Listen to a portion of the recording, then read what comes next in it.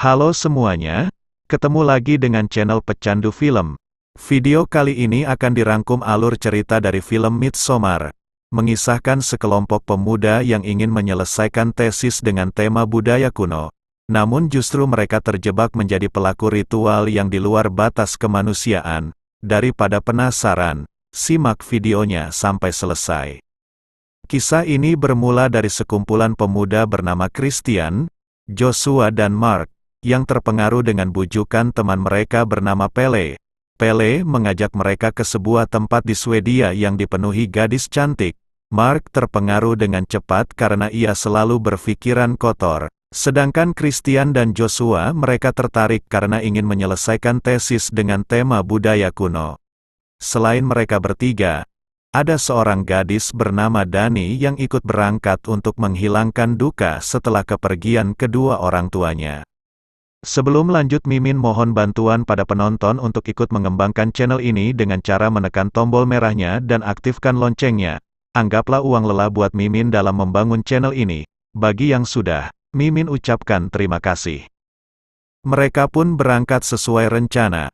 Setelah menempuh perjalanan panjang dan tiba di ujung jalan aspal, akhirnya mereka sampai di pemberhentian pertama dan disambut oleh penduduk setempat.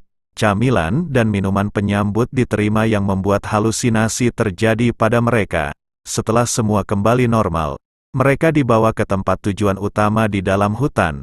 Setelah berjalan cukup lama, akhirnya mereka sampai di lokasi dan disambut hangat oleh penduduk setempat yang berpakaian serba putih. Raut wajah mereka seketika berubah cerah setelah melihat indah dan harmonisnya tempat itu. Tidak berselang lama, semua penduduk berkumpul karena sang ratu mengumumkan bahwa perayaan besar selama 9 hari akan berlangsung. Saat sedang menikmati tarian sambutan, tanpa disadari oleh Christian, seorang wanita bernama Maja memperhatikannya dari kejauhan, namun Christian tidak menghiraukannya. Pelle membawa mereka berkeliling perkampungan dan menjelaskan semampunya. Di tempat itu juga terdapat lukisan aneh yang bikin bulu kuduk berdiri bergambar organ reproduksi manusia. Di kejauhan terlihat bangunan berwarna kuning yang dilarang untuk dimasuki dan membuat penasaran Christian dan teman-temannya. Mereka juga menemukan banyak lukisan misterius di ruangan istirahat. Malam harinya, Pelle menceritakan pada Christian dan yang lainnya bahwa besok adalah hari pertama perayaan besar bernama Atestupa. Pelle tidak bisa menceritakan tentang Atestupa sehingga Christian mencarinya di internet. Namun tidak ada sinyal sama sekali di tempat itu.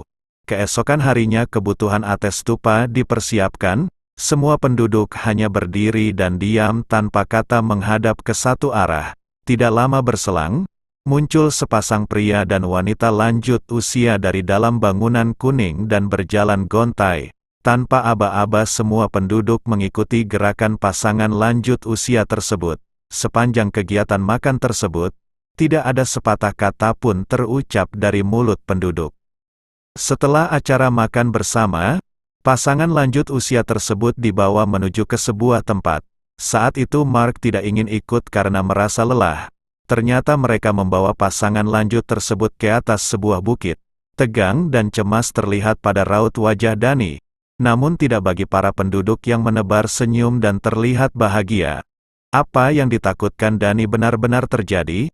Ternyata pasangan lanjut tersebut mengakhiri hidup dengan melompat dari tebing. Melihat sang pria lanjut masih bernyawa, beberapa penduduk mengayunkan palu yang membuatnya pindah alam seketika. Dani dan teman-temannya yang melihat itu merasa shock berat. Namun sang ratu mengatakan bahwa itu adalah adat kuno yang merupakan siklus manusia. Karena pasangan lanjut tersebut telah sampai pada siklus hidup, mereka pun mengakhiri hidup dengan sukacita. Dan itu berlaku bagi semua penduduk di tempat itu. Setelah kejadian itu, banyak di antara mereka berniat meninggalkan tempat itu. Setelah perdebatan singkat, Christian dan Joshua sepakat untuk menyelesaikan tesis mereka di tempat tersebut. Dani yang akan bersiap berangkat dibujuk oleh Pelle agar tidak pergi. Bujukan Pelle akhirnya membuat Dani mengurungkan niatnya untuk pergi. Di sisi lain, seorang wanita bernama Connie bersiap berangkat bersama kekasihnya bernama Simon. Namun seorang pria mengatakan bahwa Simon telah berangkat lebih dahulu dan menunggu di stasiun. Connie merasa ada yang janggal karena Simon tidak pernah meninggalkan dirinya apapun yang terjadi. Rencana Christian dan Joshua yang ingin menyelesaikan tesis mereka bicarakan pada Pele. Esoknya mereka mendapat izin tapi dengan syarat tidak boleh menggunakan nama asli, dan tidak boleh menuliskan lokasi tempat tersebut. Joshua mulai mengumpulkan informasi untuk kelengkapan tesisnya. Saat itu ia menanyakan pada tetua tentang kitab suci mereka yang bernama Rubirar. Kitab itu dibuat oleh para tetua setelah menafsirkan lukisan yang dibuat oleh wanita yang memiliki kelainan fisik. Semua hal diceritakan oleh tetua, namun Joshua dilarang keras untuk mengambil foto.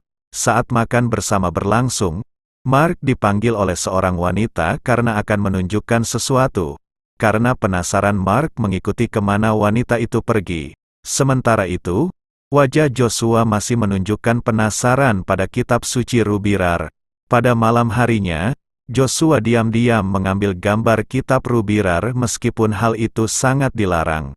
Namun justru perbuatan itu membuat dirinya meregang nyawa karena aksinya diketahui oleh tetua. Keesokan harinya, penduduk di tempat itu mengadakan kompetisi menari untuk mencari ratu baru. Dani yang baru bangun tidur diajak bergabung menjadi peserta.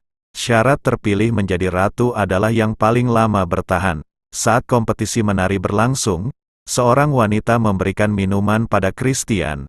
Awalnya Christian sempat menolak, namun wanita itu mengatakan bahwa itu adalah air murni dengan banyak manfaat. Christian pun meminum air tersebut meskipun ada keraguan. Sementara itu, ternyata kompetisi menari untuk memilih ratu baru dimenangkan oleh Dani karena paling terakhir yang mampu bertahan. Ekspresi bingung terlihat pada wajah Dani karena ia tidak tahu sama sekali tentang kebiasaan di tempat itu. Sebagai penghormatan pada ratu baru, upacara makan bersama pun dilakukan. Namun saat itu terlihat kegelisahan pada diri Christian. Ternyata air murni yang ia minum merupakan obat untuk gairah pria. Maja yang melihat itu memberi sinyal pada Christian untuk mengikutinya. Ternyata ritual dewasa telah disiapkan untuk Christian dan Maja. Selesai melakukan ritual, Christian tersadar dengan apa yang baru saja terjadi. Dalam keadaan tanpa penutup, Christian keluar untuk bersembunyi. Namun saat itu ia melihat sebuah kaki berwarna hitam tertanam dalam tanah. Kaki itu tidak lain adalah milik Joshua yang semalam menghilang. Ia juga menemukan tubuh Simon tanpa nyawa di dalam kandang ayam. Di tempat itu, Christian harus kehilangan kesadaran setelah seorang pria menghembuskan sesuatu pada dirinya. Saat tersadar, Christian menemukan dirinya di atas kursi roda tidak bisa bergerak sama sekali. Ternyata hari itu merupakan puncak perayaan 9 hari di tempat itu. Pada hari terakhir tersebut, mereka mempersembahkan 9 nyawa sebagai ritual.